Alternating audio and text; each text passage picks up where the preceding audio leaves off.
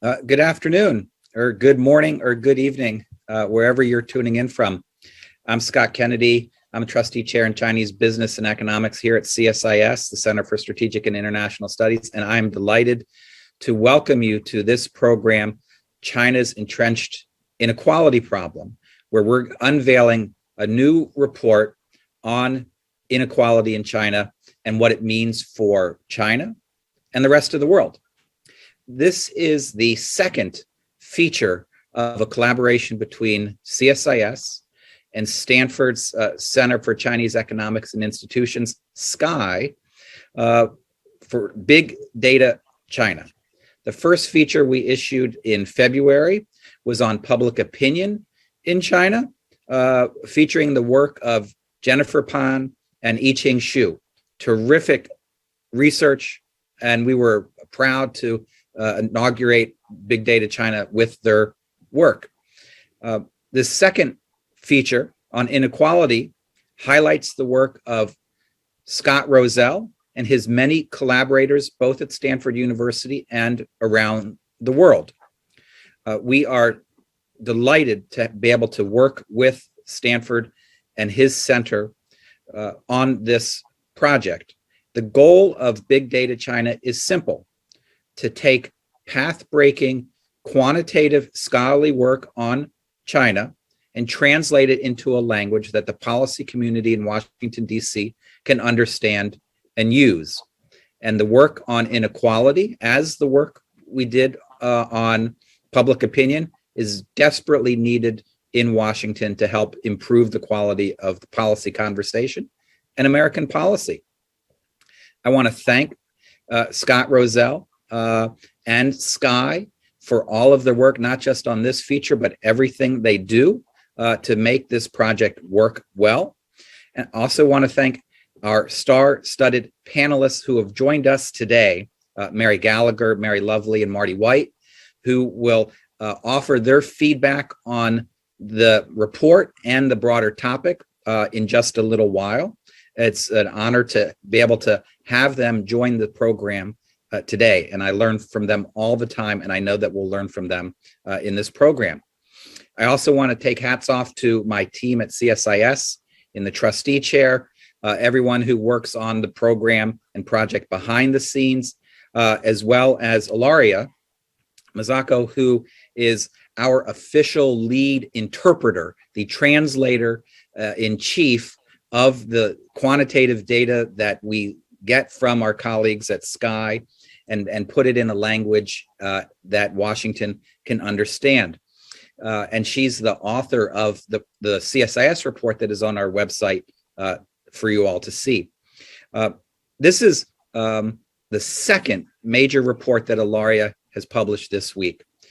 Together with our economic studies program, earlier this week, we published a report on Chinese industrial policy spending, a monster collaboration. If I were Ilaria, I'd be exhausted. And I hope that she gets a break and gets next week to relax. No reports due next week for sure. But I just want to express our appreciation to you for your hard, successful work on multiple projects at the same time. And I think the Washington policy community and everyone watching today is the beneficiary of your efforts. So let me turn things over to Ilaria, who will run the program from here to conclusion. And I will just say that for those of you who have questions watching out online, you can submit those via our website that's listed for the program. With that, Ilaria, over to you, and everyone, thank you for joining today. Well, thank you so much, Scott. Thank you for the kind words. I'll be enjoying my vacation next week, but I'm so happy and proud to be able to introduce Scott Rozelle, and also I will be introducing this very distinguished group of panelists after his presentation. I joined Scott in thanking everyone that participated and made this possible, including starting from SCCEI to all our team members. I'm delighted to welcome Scott Rozelle, who is a senior fellow at the Freeman Spogli Institute for International Studies and co-director at Stanford Center on China's Economy and Institutions, SCI. His he has a very long bio, very long set of distinguished research that he's done, and I won't go through everything, but let's just say that he is a true expert on China's rural economy and society, and has been doing this research for a long time. So it's been a treat to dig into his research and his data and try to sort of interpret and tease out the policy relevance of all of that. And so I'm really looking forward to his presentation and to discussion afterwards. Scott, over to you.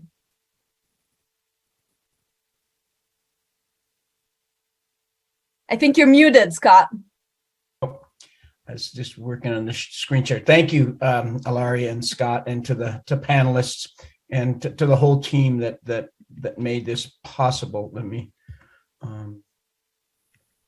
move this up. Okay. There we go. I'm going to keep this short, and I think Scott introduced our initiative that SCI is really undertaking as sort of our public good investment in trying to really take high quality quantitative based research and translate it into a language that our fellow citizens, our colleagues, the leaders and business community in Washington New York, the whole US and in fact the world, trying to really get people to understand what's happening in China. Well, I'm going to give a talk today, and this is not a China bashing talk. You're going to see some things that show that China faces some very severe challenges. I think if you listen to our big data China feature one, it was about public opinion in China. And what you saw was most people in China, are people like you and me. They want to have good lives. They want to have their children educated and grow up in basically peace and in a stable, growing economy. And that's what I want, for China too. I want it because, for the people in China. Okay. I want it for the stable and security of East Asia and for the prosperity of the whole world. I'm a development economist, and I think a growing China, a China that grows transparent and fairly and playing by the rules, obviously that's important, and there needs to be progress in the area. That's good for all those people. So that's the basis of our work. So let me go. I'm going to keep this short. I really want the panelists who are my colleagues and some of their friends for many, many years. I want to hear what they have to say about this. And everybody knows here, China is known for its fast growth over the past 30 years, 40 years, right? And you can see, 8%, 10%, 12%, but this growth is slowing now, okay? 2016, 2014, it's down around, 5% according to national figures. And, where is it going now? I mean, I think with some of the things that are going on now, we'll probably see very low growth in 2022. It's hope, like I said, we want it to rebound in the way that a fair and transparent economy should. While slowing growth has raised concern inside China, there's one other characteristic of the economy that's really become an issue lately, and that's inequality. Inequality, just to put it basically, is very high, maybe on the rise even from high to higher when we look at the data. And you can see those figures along the top. We know in the United States, we have high inequality. The inequality in China is higher.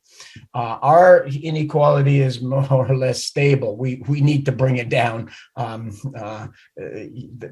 what I think personally. But I think China has an inequality that, if anything, I think has the danger of growing even higher. And it's not just income inequality. And you can see that the inequality is bunched up, and you have these, if you take, income, if you take assets and put it across the quintiles there, what you see is a very distorted economy where 60% of households, that's 800 million people, okay, only access a small 20 to 30% of the income there. And these, it's hard to say how high this is, but let's listen to what Premier Li Keqiang says. She says 600 million, half of China lives on 1,000 yuan per month or less. That's $5 a day or less. That's poor. Okay, low. China says they are in poverty, but that's very, very low income. Research shows done by Chinese scholars that are based in Canada, the US, Europe, and China together show that 900 million individuals live on less than $10 a day, 2,000 yuan per month. That's a lot of people at a very low level. Yes, there's 350 million people in world middle class, but there's a lot more people that are at low income. Because China knows this, okay? The government itself has launched a movement called Common Prosperity. Some of the panelists are really going to address this. I'm not going to go and define this now, but the goal of that set of policy initiative is not only to let prosperity rise, let China's economy to continue to grow. If you're going to have common prosperity, you need to continue to grow. But the way it's stated is they want to allow everyone in China, all these people down in these lower quintiles, want to enjoy that future prosperity. So that's really what is at least in the minds of a initiative that's been announced. Whether how much it's realized, that's what we're going to talk about here. But just trying to shift income between these groups, I think there's even a more fundamental challenge. And that's to allow individuals to enjoy the fruits of China's, it hopes, high economy in the future. The experience of the world has shown that if that's able to do, it's not just shifting income around. We know that here. It's that the labor forces of countries that want to continue to grow from where China is today, middle income to high income, that's where it wants to be 15 years from now. That labor force needs to have a relatively high level of education. Is the people to move from that lower quintile up, they need to participate in this economy. And to be able to participate in this economy, they have to have the human capital to do so. The math, the science, the language, the computer skills to participate in a high income economy of the 21st century. The problem is China's level of education of its whole labor force, this is of people from 18 to 65, okay, is one of the lowest in the entire middle income world, certainly in the upper middle income world. Here's a graph I think that Ilaria and team put together. I think it's just fantastic. It shows it in a single, there's income along the x-axis, there's education along the y-axis. You can see that in 2015, less than 30% of the people in the labor force, okay, which means 70% of the people in the labor force have never been to one day of high school. Okay, they have almost no math or computer or science skills. and they don't have that ability to learn how to learn. Okay, and you can see, here's the G20 way up here. Here's OECD. Our colleagues, around the world.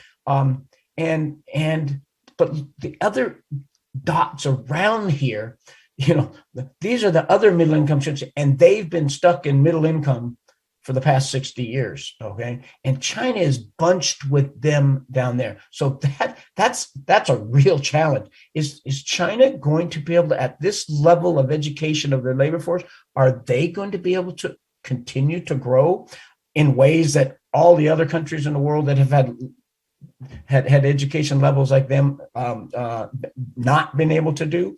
I think this is a real challenge.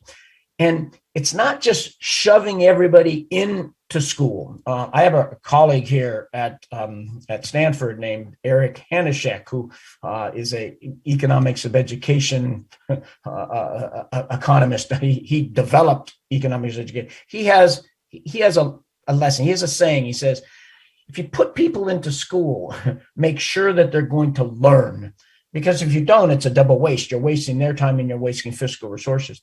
I think that this shows that China has even a more fundamental problem. Here's reading test scores. Okay, this is the ability to read and sort of learn, engage any type of literature. And it's a international test called Pearls. So it's basically reading. And here's all the countries in the world that have ever taken it. There's 50 of them. Rural China, which is 60 to 70% of children in China are from rural China. When we give this test to any sort of group in rural China, they score the lowest on this test of any other country that's ever taken it. I mean, that it's almost like they don't have that ability to learn how to learn it. And my group has been looking at it, and I could go on and on. Ilaria told me to keep this short, and I'm going to. But it's there's fundamental problems of cognitive development. There's poor quality of schools, and it goes on, and there's family problems that are related to the residency system of China that don't allow families to move into cities as a whole, et cetera, that's all underlying this. So this is a challenge that has many, many dimensions. So the last thing I'm going to do is really, I'm sure that question is, well, what does this have with the economy? Do those guys matter? Do we see any impact on that economy yet? And what I want to show you is a Chinese economy that's changing very, very fast. We think of China as the manufacturing engine of the world, and this economy that's constructing freeways and high-speed rails. And what we see now is an economy that's in the midst of changing. Manufacturing labor is falling. Construction labor is falling. There's basically all of China's labor in the entire labor force is going in the two areas. China, I don't want to say China doesn't have a higher education system. 30% of the labor force has been to high school, and 20% of it has been to college. And you can see these high-skilled professional jobs, right? The bankers, the professors, the doctors have gone up over time. So that's the rise of China that our businesses want to be and to sell something. But most of the people are being dumped into the labor-intensive, I call informal gig economy, okay? And that new entrance into the labor force, people that are laid off manufacturing, they're being dumped into this labor-intensive service sector. That's you're going to see that has a characteristic of being in the informal economy. And you can see here, China's economy is now 60% characterized by informalness. I mean, people don't have a unit. They don't belong to a unit. They aren't covered by national social security, by unemployment insurance. They really aren't covered fully by labor laws. And it's it's growing at a very fast rate. And the number of people in the formal economy is fine. This looks like economies that happened in Mexico and South Africa and Turkey and Brazil. And, when this informal economy gets big enough, it actually starts dragging down the rest of the economy, not letting it advance the high income.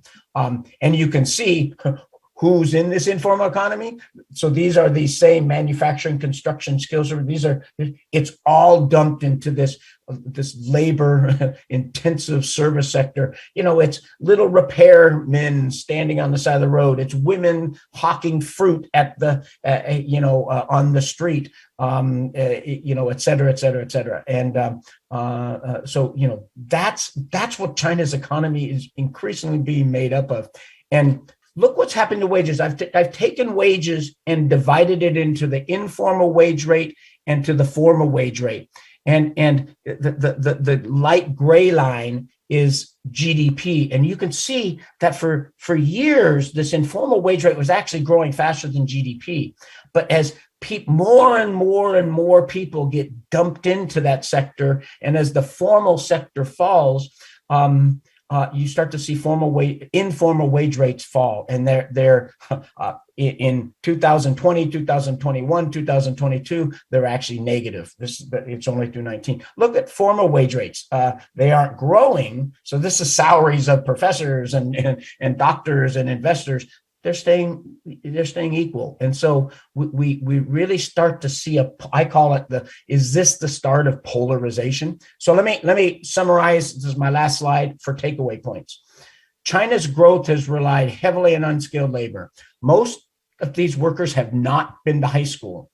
They have little or no skills in math, science, computers. While the national growth strategy has been effective for 3 decades, now manufacturing construction labor is falling. The low level of human capital of China's labor force may make it impossible for them to work in the formal workplace, especially as we try to go towards this high income economy in the 21st century, where jobs require math and science and computers. China's national data show that the labor market is now experiencing a fall in the growth rates of the unskilled wage. And like I said, during COVID, incomes are negative. People are poorer and wage rates are lower than they were in 2018, 2019. This is a start, perhaps, of an economy-wide polarization, coupled with low levels of social protection. We haven't even talked about that. The fact that 900 million people are low income means that a national strategy to stimulate demand and growth in the economy through the service sector is going to be hard to do when 3/4 of your economy is low income. People with low income, people with low social protection don't consume services, and that's what's being produced. With China's level of inequality of income and education, there's been no middle-income country over the past several decades that ever been able to maintain growth and move into high income. Is China part of that? Is this a new era? Is this a new country? Certainly there are differences between China and all those other middle-income countries. But I think that, big data China, I want to show to us that there's, serious underlying challenges to China's future growth. Is China going to become the second world superpower and economic power? This says there's certain challenges to it. To China, it says you really, really better take your human capital seriously. They have done some serious investment, but if common prosperity is they need to really shift gears and do something much more dramatic in the investment. I want to thank everyone for listening. I'm looking forward to comments from the panelists and questions from the audience. And thank you once again to the CSIS team for everything they've done. Thank you. Thank you so much. That was very interesting, as I'm sure it was going to be. So let me just move on to the panelists. I'm so excited to welcome here Professor Mary Gallagher, who is the Amy and Alan Lowenstein Professor of Democracy, Democratization, Human Rights at the University of Michigan, where she is also the director of the International Institute. Dr. Gallagher has consulted with governments, international organizations, and corporations on China's domestic politics, labor and workplace conditions, and urbanization policies. We also have Professor Mary E. Lovely, two Marys today, who is the Anthony M. Solomon Senior Fellow at the Peterson Institute and Professor Emeritus of Economics at Syracuse University's Maxwell School of Citizenship and Public Affairs. Her recent work it focuses on China's foreign direct investment policies, trade flows, and the relationship between proximity to export markets and cross-city wage variations, as well as Chinese variety of topics relating to China's economy. And then finally, we have Professor Martin K. White, who is the John Zawastra Professor of International Studies and Sociology, Emeritus at Harvard University, and Senior Non-Resident Scholar at the Stanford Center for Asian Studies, George Washington University. And he has long focused on social organization in China and social change in China and inequality. So welcome all. I think I would really love to hear all of your thoughts on, and then provide Professor Scott Rozelle with the option to respond on what the state of inequality in China is today. And so thinking of the data that Professor Scott Rozelle, or data that may not have been included, for example, the role of the hukou or labor trends, I think I would love to hear everybody's thoughts. Maybe we could start with Professor White.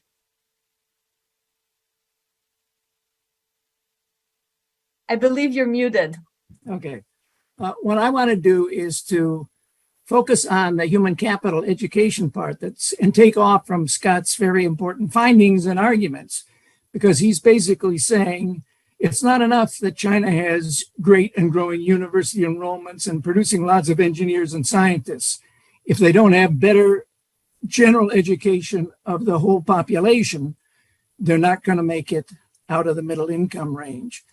And the question is, and that China currently rates very poorly, as Scott's data have demonstrated, compared to even a lot of other middle income countries in terms of the extent to which people have at least a high school education. And the question is, China, such an ancient civilization with such a high value of education, how did they get in this mess? Okay, and so I want to step back very briefly and mention a little of the post-49 history that helps explain that. So briefly back to the Mao era, okay? You had, under Mao, you had some impressive gains made in health and in basic education of the population, eliminating illiteracy and so forth. But in the countryside, the rural population, which was then more than 80% of the total population, you had imposed, after the end of the 1950s, a system that can fairly be characterized as socialist serfdom. People were bound to the soil. They were prevented from voluntarily deciding to leave the countryside and go into the towns and cities, not to mention overseas, to seek better opportunities, the way Chinese peasants had done for millennia. So you had this situation of some respects improvement in their lives, but they're totally stuck at the bottom of society. In the reform era, what happens? Two major changes that seem somewhat contradictory. First, socialist serfdom is eliminated by releasing peasants, rural people, from these migration restrictions. So they're able to flood out into the towns and cities and seek employment and better opportunities. And we all know, some estimates are there are more than 300 million rural migrants in China's cities today as a result of this. They are the exploitation of migrant labor is the major engine that has driven China's extremely impressive economic boom that Scott showed us slides about at the very beginning. But the second very important consequence was that education beyond the basic levels in the countryside virtually totally collapsed. Rural upper middle school education and beyond, in 1977, according to Chinese figures, nationwide, rural and urban, there were 18 million students studying in upper middle schools. 6 years later, in 1983, there were 6.3 million. So a 2/3 cut in total employment. And as you can imagine, this was basically the 6.3 million are basically almost all urban kids. So from that point onward, for decades on into the new millennium, I've never seen a specific policy statement said, well, we should cap the education that rural origin people get so that urban people can get ahead better or whatever. But nonetheless, that's the actuality of what happened. So there was a gradual rebound of rural upper middle schooling, but much more rapid increase in education for urban hukou kids. So the hukou system didn't prevent migration anymore, but it still meant that the entire rural origin population, were second-class citizens. And so when China began its massive expansion of college education after 1998, there may be something like 10 times as many college students today as there were before this expansion. It's overwhelmingly urban hukou kids who are the beneficiaries of that. So by 2005, 2006, when Scott shows some of his tables in some of his articles, the modal education for a rural origin kid in China is lower middle school. Increasingly, by then, in urban hukou kids, the modal level of education is college. So China has had this Chinese population overall is much better educated today than it was at the end of the Mao period. But almost all of that better education has gone to urban hukou kids. And as Scott has showed us and many others, 2/3 of Chinese population still today, Chinese youth still today, have rural hukou. So, many. And so concretely, what does this mean in terms of kids from the countryside? And there's not time to go into it in great detail, all the specific institutional barriers that were set up. So until well into the first decade of the new millennium, migrants couldn't have kids in the city or bring kids to the city and enroll them in urban public schools unless they paid very high fees. So you had 60 million left behind children. I don't know what the figure is today, but you often saw this figure cited. Even though there were policy changes in the first decade of the new millennium saying that urban public schools can educate migrant children, it still has become, at least in the large cities, and I should say I don't have much information about what's going on in small towns and cities, but most of our information is about large cities, and it's still very difficult for migrant kids to get into urban public schools. They're competing for places with urban hukou kids, and they fill up the slots, and then the migrant kids fill in behind and maybe in separate classrooms because they're slower or whatever. And furthermore, for reasons that have never been explained, these migrant kids, they can proceed to lower middle school graduation in these urban schools, but then they have been generally prevented from taking the zhongkao to get into urban upper middle schools. So academic high school education is still blocked to them. And the entire emphasis that Scott mentioned, recent efforts to redress this huge neglect of education beyond lower middle school level for rural origin kids, has been to rapidly expand and invest in and subsidize vocational schools. So you can't go on to attend upper middle school in the city, but you can go into a vocational school, or you can go back to your village and but if you go back to your village to try to get into an academic high school in a rural area, you generally have to be in a boarding school. Well, how many urban kids have to be in a boarding school in order to attend high school? It's just, so this entire system that still systematically discriminate. You will see some Chinese propaganda statements that the hukou system has been eliminated, or it's been abolished, or it's on its way out of it. Don't believe a word of it. It still has a pernicious influence on that society. Let me just finally say the common prosperity theme there are lots of things that could be done if they were serious about it. They could eliminate all the hoopla restrictions on upper middle school enrollment in cities and so forth. But I see no evidence whatsoever. So far, common prosperity seems like nice, pretty slogans with no concrete reality that will actually reduce inequalities, particularly in this realm. So I think I agree with Scott. I think China has a very serious obstacle. And now there's this huge prejudice built up over 60 years against rural people as of lower quality, suzhi, or even, low, low quality personnel that you want to try to keep out of the cities. And it's just doesn't make any sense in terms of China's desire to develop. They're neglecting and hindering the progress of more than 2/3 of their young people. Thank you. Thank you. Very, you provided a very thorough overview. No, very helpful.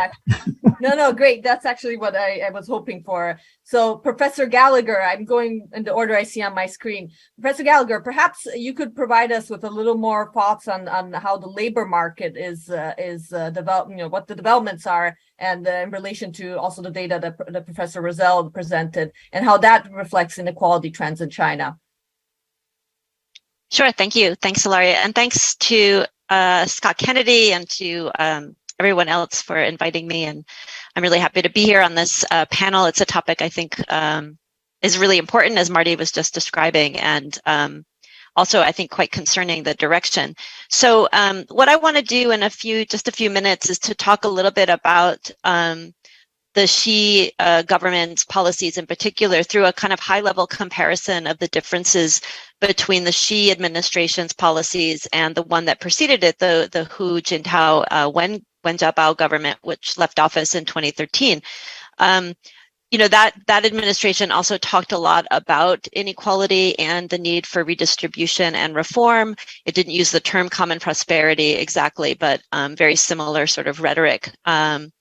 But really big differences in terms of the policies that have been pursued. So in the Hu-Wen period, what I would say we saw, and it was flawed and it wasn't complete, was an attempt at redistribution through social democratic reform of institutions. And when I use the term social democratic, which might seem like maybe a slight exaggeration, what I mean is the expansion of the Chinese welfare state and some political liberalization of civil society.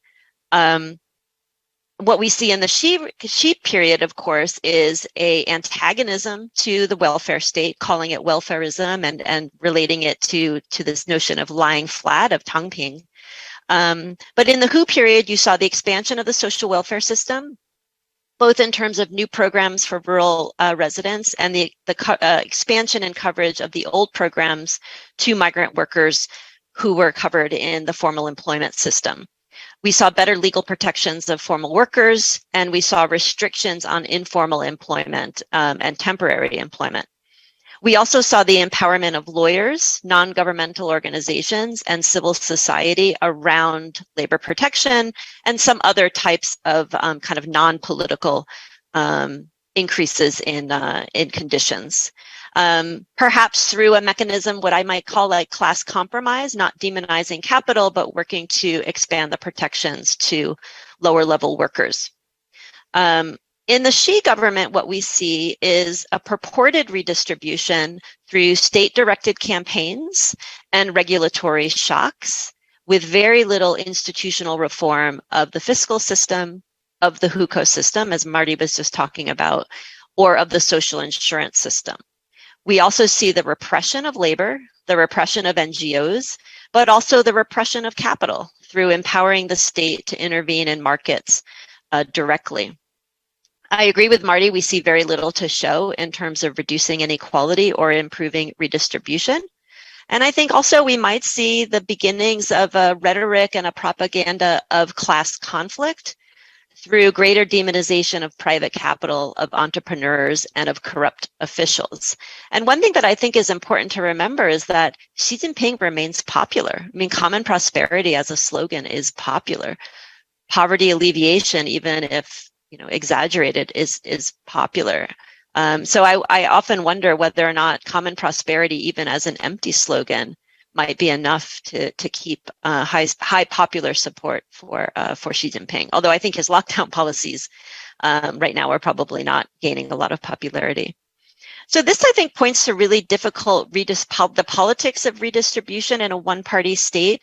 We see the selective enforcement of labor laws now, weak enforcement of labor laws by policy. We see these campaign shakedowns of capital and crackdowns on tech and education and even individual entrepreneurs when they're outspoken. In terms of the labor market, what we see is the protection of workers who are already within the system, TJRNA. And TJRNA can include state-owned enterprises, which of course are doing well, but also we can see some protection of workers in the formal system more generally. But as Scott's data show, we see under this kind of slow growth and rising wages and other automation, other things that are happening within manufacturing, we see the growing informalization of labor. We see fewer people being brought into the formal sector. And so we see these very protective labor laws that were passed during the last administration, but with very weak enforcement, so that the system, the people being brought into the formal system is actually on the decline. And Scott showed that really well in his presentation. So we see this kind of core part of the workforce, which is formal, which is educated, which is urban, which is also very small now in comparison, still receiving these protections. But we don't see that for the informal, the uneducated, and the rural and migratory workforce. I think Scott should connect his research. This is just my final comment. I think connecting this to the work done by Darren Acemoglu and James Robinson in Why Nations Fail. How does a country like China move from exclusive institutions to inclusive institutions? And this is something that Marty was getting at. We see it actually falling further behind.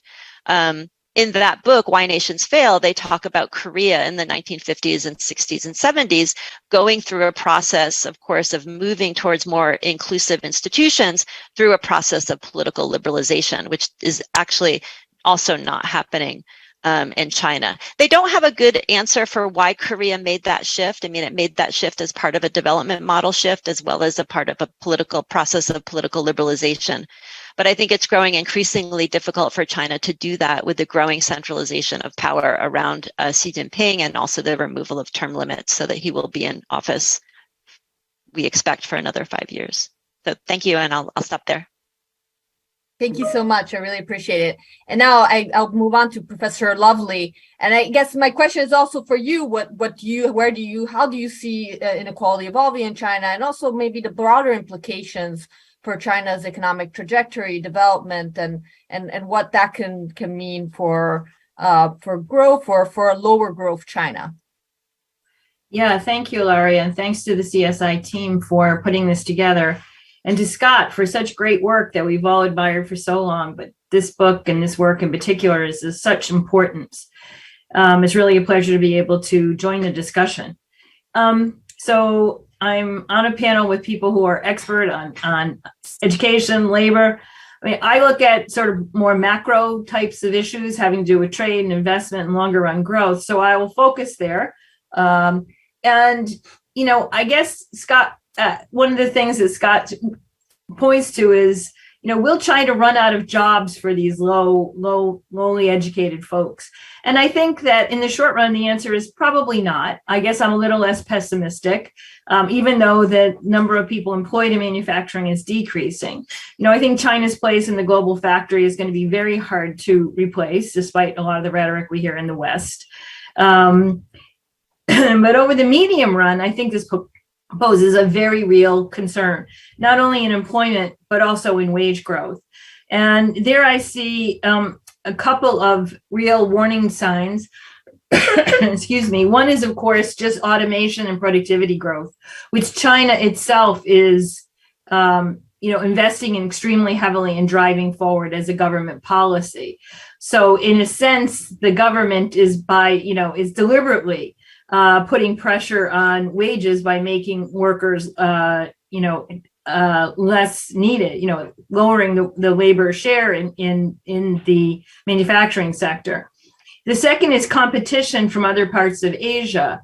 And with the signing of RCEP, or the Regional Cooperation Economic Partnership, China, of which China is central, it's making it easier for major corporations to, create jobs in other areas with lower wages, areas that themselves are seeking to improve the conditions for foreign companies, adding infrastructure, and basically creating competition for the low-skilled workers inside China itself. So China seems to be driving for an economy that is built on high-skilled workers. As we know, it has put indigenous innovation at the heart of its development strategy. But it seems to be speaking to one section of the population and ignoring this growing problem of basically, not, as Scott has described so well, low education level and perhaps even surplus workers who are forced into the informal sector to provide a living. Now, lots of people have suggested important policy responses. Certainly all the folks here, things like, of course, we've seen a dramatic increase in the number of schools, but they're increase the education level beyond lower middle school, for example. Support households in migrant households in urban areas, another important thing. Relax even further, or perhaps even eliminate the hukou. Why are these not being done? I mean, I think it's a good question to ask ourselves, why are these policies not being done? And of course, one question is just political economy. Xi Jinping can throw lots of nice words around, and the rural areas seem to eat it up. As Mary said, common prosperity is highly popular. You see Xi Jinping's picture in rural areas. There is some real affection there. It's not just all for show. I think that, so part of it is that the political economy doesn't require him to make more investments. It's more important for him to keep the support of the urban elites. Another is just that he doesn't have the capacity, that somehow with his focus on increasing state control, the capacity to make these kinds of changes really aren't there. So you would say, well, how, what's the evidence for that? I think that many of the things that need to be done have been known for quite a while. It's been 10 years that he's been trying, for example, to reform local central fiscal relations. Most of these policies would be local, provincial responsibilities. They do not have the revenues to take these on. Yet, we know that, reform of the fiscal system has been waiting out there for a long time. We're still waiting. Why are these things not being done? I think I don't have the answer to that, but I think we see that there's political dysfunction here that's not getting things that are essential for China's development really on the road after 10 years. Lastly, I'd just like to point to the public administration. And there's been excellent work on the incentives for bureaucrats. And we have to go back and ask again, what did Chinese local officials get rewarded for? And we see, this whole COVID exercise has really pointed out there's strong signals, to put it mildly, to look up, to not look down, to pay attention to what the center is looking. I've been looking at industrial policies, as I know something CSIS has been very involved in, and you see them gradually aligning with central government concerns. So it seems to me that there's a narrowing of options at the lower level for tailoring local policies to the local areas and local needs. So you have, more risk for local officials in innovation. We're seeing more engineers than ever being put into these positions. So I think when we look at public administration as well, we're seeing not only is there something in the dynamics that are keeping these policies from moving forward, but they're also setting up a public administration system that basically is not capable of creating the solutions, even if the money were there to flow. So I hope I've raised some hackles, perhaps, or just got some ideas going from the outside of this great panel. Great, thank you so much. I think definitely very interesting questions, especially the one concerning why are they not acting on these things that have been known for so long. Scott Rozelle, would you like to give a quick response? And then I would encourage everybody who's watching, you can use on the event page, you can submit questions and we'll move on to Q&A. I certainly have plenty of questions as well, but I'd like to let our those who are watching also have some input. Scott. Yeah, I'll keep this short. All three panelists, I've been taking notes like crazy. Marty and I've studied Marty's work for 35 years, and he basically, I was given 10 minutes, I probably took 12. He finished my argument. I mean, that this education problem is a rural education problem, and he stated it absolutely perfect and got all of the fundamental problems there. Now, how do we solve it? This sort of touches a little bit on what Mary Lovely said was, it's a fiscal problem, it's a system problem, and China's education problem is really an education problem that we understand here in the United States. We have 40,000 school districts in the United States, and all of them are basically locally funded by property taxes, right? I mean, we know that in this room. China has 40,000 school districts, almost exactly the same number we have. They're all basically locally funded by value-added taxes, okay? And if you think property taxes are correlated with income, value-added taxes from manufacturing and from are even more so. And so these local school districts, even if they're told they need to do this and this and this, they just don't have the fiscal funding. More and more, there have been transfers from above, but it's far from able to do it. So, it is this system problem. And I really, think that both the panelists,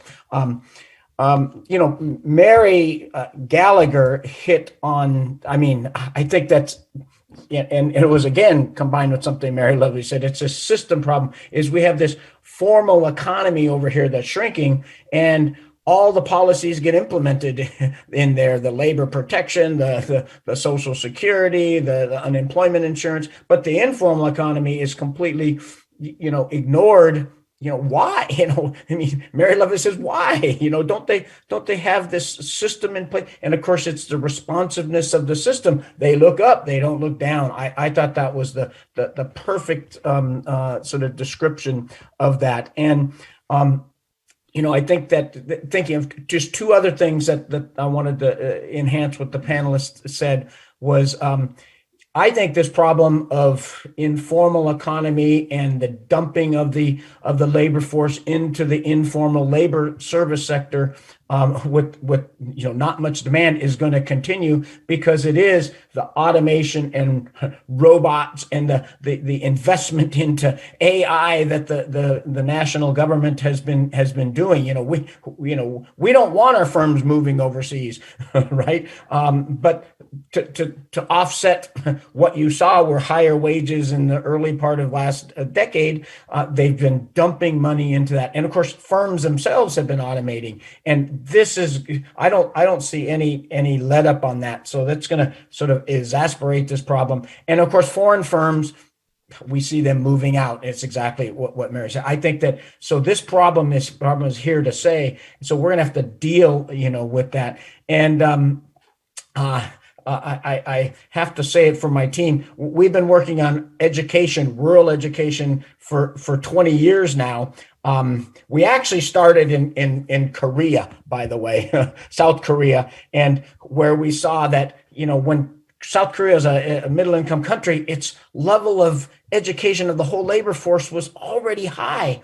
And we said, well, what's China like? And we saw it was so low. And I think that it's not only the exclusive institutions that became inclusive in South Korea, it was also this labor problem. China wants to solve this. We need to produce those schools, Marty. We need to let rural kids into urban schools. We need to make elementary schools and junior high higher quality, which is hard when you don't have any money. So we need to rev it. But we also need to get kids 0 to 3 in parental training when 60 million kids, their parents have dumped them to grandma, and grandma who loves those kids but is raising them like farmers when they need to go to college. We've just published a paper in British Medical Journal, Global Health, that shows that in Central and Western China, where half of kids are, over half of the kids have a development delay in cognition, language, or social emotional abilities. Okay, so this is half of China. We give them the best schools in the world, and they aren't even going to be able to learn. That needs to be addressed. And guess what? If we start investing in this today, it's going to solve the education problem in 2050. And so China has a long, long way to go. And I think that those challenges there. I'll stop right there, Ilaria.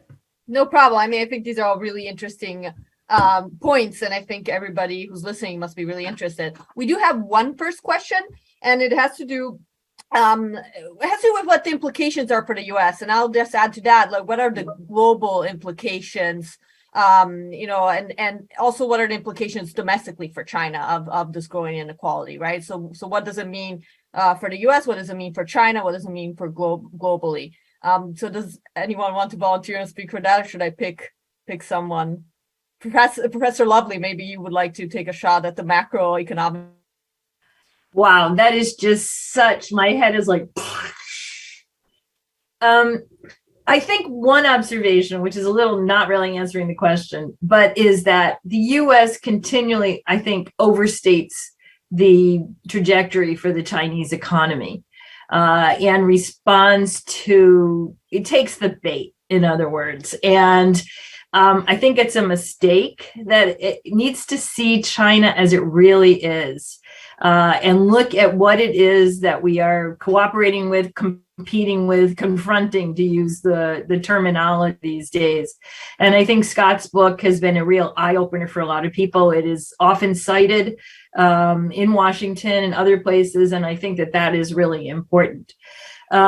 Secondly, I do think that the world, as much as we focus on the creation of resilient and secure supply chains, which is everywhere these days, we have to realize that we are going to be deeply integrated with China for a long time. So what happens in China is going to matter, not just in terms of, availability of goods, but what is the price of these goods? And there's one sort of happy scenario where, China's gets this incredible automation, their productivity goes high, they're able to keep, global inflation in check, as they have been for 20 years by drilling down on the price of goods. I think there's another scenario which is much less benign for the global economy, and which we really haven't talked about. And so I think that's something that we should probably begin to think about seriously in light of, what we have learned today. I can Thank say you. something about just something about domestically. I think, one concern I have is about political and social stability in China, particularly as China experienced these lockdowns. And I think a key question is what will happen during the lockdowns to the service sector, because obviously many of these workers in labor-intensive services are rural migrants in cities. Some of them are still working, of course. We've seen pictures of them sleeping in tents in places like Shanghai. But these are very drastic and terrible conditions that they're in. They're receiving very little support. In fact, I would say in general, China's COVID response in terms of subsidies to individual workers and to households is just incredibly disappointing compared to what other countries did in terms of targeting subsidies. The lax violation of the lax enforcement of labor laws and the ways in which enterprises have sort of been more protected and given more subsidies and things is really disappointing, given common prosperity as a slogan, and also given this idea that China is moving towards a model that is supposed to be based on domestic consumption. So all of these policies seem to me to be going in the wrong direction. But even so, so the concern in terms of political and social instability, of course, is partly about the effects of the lockdowns. The other thing that is worrying is urban unemployment, particularly urban youth unemployment, because China will see a big increase in college graduates this summer graduating. I think it's the largest class. And where are those college, and China traditionally has, when it's worried about unemployment, has worried about college graduates more in particular than, say, rural migrants who can always go back to the countryside or be forced back to the countryside in some cases. Thank you. I was actually going to ask, the next question was on the implications of the lockdown and COVID. So I think you already partially covered that. I mean, I was just going to add that in the feature, I mean, one of the things that the policy implications that I noted is that there needs to be better planning for a low growth China and what that means for the global economy, for the US. And because I think sometimes in Washington, there's also a thought that if China doesn't do well economically, it's always good for the US, right? But this could actually have very negative impacts for the US, both in terms of whether or not there's political stability or not in China, and also whether or not there's economic growth globally. So I think that's, and I do encourage everybody to go and read the feature, because we do have some very cool graphics that show Professor Rozelle's research, and our graphic team, the iLab, has done a fantastic job putting those together. But moving to some of the other questions. I think this goes back to Professor Lovely's statement earlier that why do we not see more action? So somebody asked, what would it take for leaders to take policy changes necessary to address the trajectory, right? Or will they? So perhaps, Professor White, do you have thoughts on this? I believe you're muted. You need to unmute, Marty. You need to unmute. Earlier, Scott talked about the problems of local financing of schools and so forth, and they just don't have the money and so forth. Well, but if people are looking up at the top leadership, and if the top leadership was determined, they could change the system. I know a country in which even illegal immigrants have public schools have an obligation to educate them, although I guess the governor of Texas wants to try to change that. But in our country, when there's a massive increase in the number of students, well, what do communities do? They cope. They have they issue bonds, they build new buildings, they hire new teachers, they also presumably get a greater tax base and so forth. There can be subsidies from above. Common prosperity was supposed to include, among other things, Scott, I think, talked about value-added tax versus other property taxes in our country. Well, common prosperity is supposed to include implementing nationwide property taxes on things like people's housing, which still doesn't exist. They could say, well, let's implement property taxes and use not only value-added taxes maybe, but property taxes on the houses of people in the district to support raising more funds for our school district. So we could educate migrant kids who live in the district. And so I don't know. It's obviously there's strong resistance by bureaucrats, whether it's the local bureaucrats or higher level bureaucrats. But I think it's partly also, my sense is, there's still this feeling that to be a full-fledged urban citizen, you have to qualify. You have to have enough points in the systems that are sometimes used, and most migrants, they don't really qualify. What kind of a socialist country is this? Obviously, it's not really a socialist country anymore, but it wasn't, that essentially treats the majority of the population as of lower quality and not deserving of equal treatment. I don't know. I'm sorry. Each time this brings up, I start ranting. No, I don't think it's a rant at all. I mean, I think it's obviously very, it's very, it's where we're talking about people's livelihoods, right? And people, so it does obviously, I think, sometimes we think of numbers and this whole project about numbers, but here there's actually true implications for people, for children, right? So it's important to bring that back into the conversation, I think, sometimes, especially when we're not able to travel to China, right? And it all becomes abstract. Yeah, there's a book called The Inconvenient Generation about Shanghai. Minhua Ling, I think the name of the author is. This is about lower middle schools in Shanghai. And you have migrant kids and local hukou kids side by side in the same classroom. But when it comes time to graduation, the local hukou kids can take the Zhongkao. So these migrant kids face three very unattractive prospects. They could stop their education and try to get a job, 打工. They could return to the rural area from which their parents came, which they may have never lived in the first place, and try to get into a rural academic high school, but they would again have to board. Or they can, with some subsidies and encouragement, they could go into vocational schools, either in the city or in the countryside.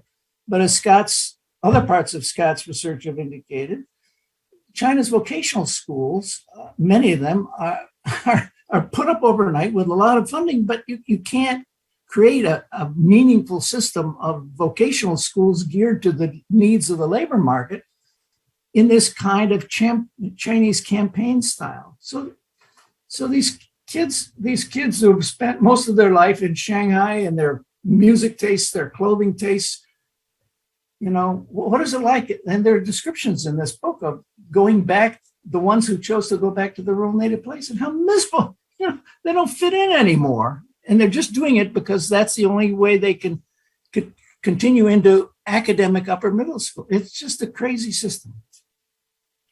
Could I just say something about Yes, the political question?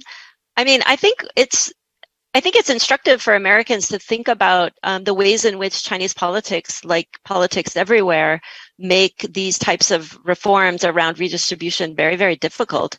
And Marty is getting at some of these, the kind of the social discrimination, but even thinking about, so with social insurance, for example, because Chinese social insurance systems are very, very local and very, very decentralized, improving social insurance will require that they pool at much higher levels of administration, provincial or even national. And that means that rich places will have to share with poor places. And to date, this has been talked about for a long time. Those rich places have been able to block reforms. And the central government either doesn't want the burden of doing it itself, because there's a lot of moral hazard, I think, for them to take those things over. If you look at something like hukou reform, of course, it's cities, particularly the big megacities on the coast, they don't want to take over these populations, even though those populations are already in their cities, right, for long periods of time. They don't want to take on the burden of giving these people local citizenship. And then also with property tax reform and income tax reform, I mean, I really wonder, actually, do private entrepreneurs maybe prefer these like kind of shakedowns that happen every once in a while, like give to the state for charitable donations, as opposed to doing really substantial tax reform that will tax higher income people in China much more in a kind of regularized, normal way.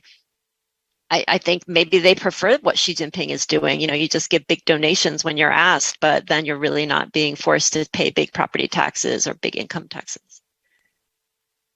Thank you. I have a couple of questions for Scott Rozelle, so I'm going to just merge them. One is basically the impact of COVID and lockdowns on rural China.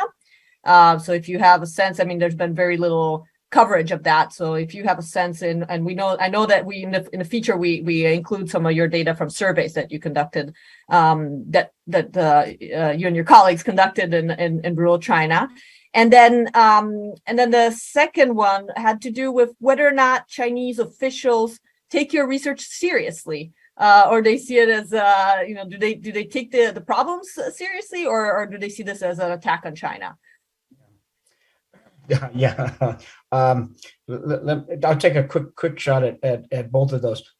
So our data on the impact of COVID on rural China came from the early lockdowns. So this was the 2020 when January, February, March, when we didn't think COVID was going to hit us, and it was going to be over by the summer of 2020, right?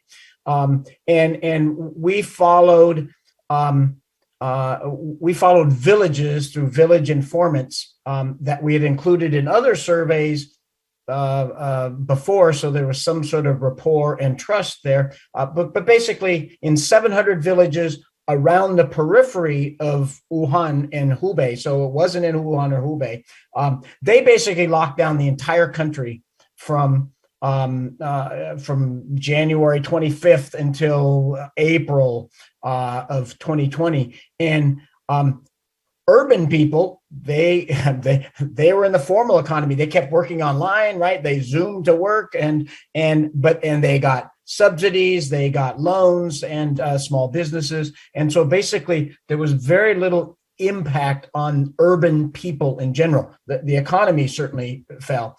But rural people, they're in the informal economy. They don't have unemployment insurance, and they get sent back to the farm. I love that when that they say the rural people can always go back to the farm. We did a survey of 20,000 workers in a big factory owned by a U.S. company, run by a Taiwanese, basically a management firm. And we asked the 20,000 workers, what were they going to do 10 years from now? And of the 20,000 workers, 1% said, I'm going to go back to the farm. Okay, 1%. And then we said, why don't you want to go back to the farm? And anybody under 30 years old has never farmed a day in their life. They aren't farmers anymore. Plus, their farms are so small that they make, in 3 weeks in the factory, they make what they make in a year of hard work on the farm. And so, so I think that there was huge negative impact on rural people in the early lockdown. They aren't working. There's no unemployment insurance. There is a big impact on them right now. And so, so, that's that, and we don't see that. And it's not even rural people are never unemployed because they can always go back to the farm. So they aren't even in the unemployment figures. Okay. So that's number one. Number two, do I take seriously? So we identify a lot of problems, and you saw a lot of problems that we've identified, today. What my group also does is, we follow Marty's colleagues there at Harvard and MIT in Poverty Action Lab, where we actually also do in the field experiments of how to get solutions to these problems. So, we learned really quick, if you go criticize the Chinese government for something, they're going to push back.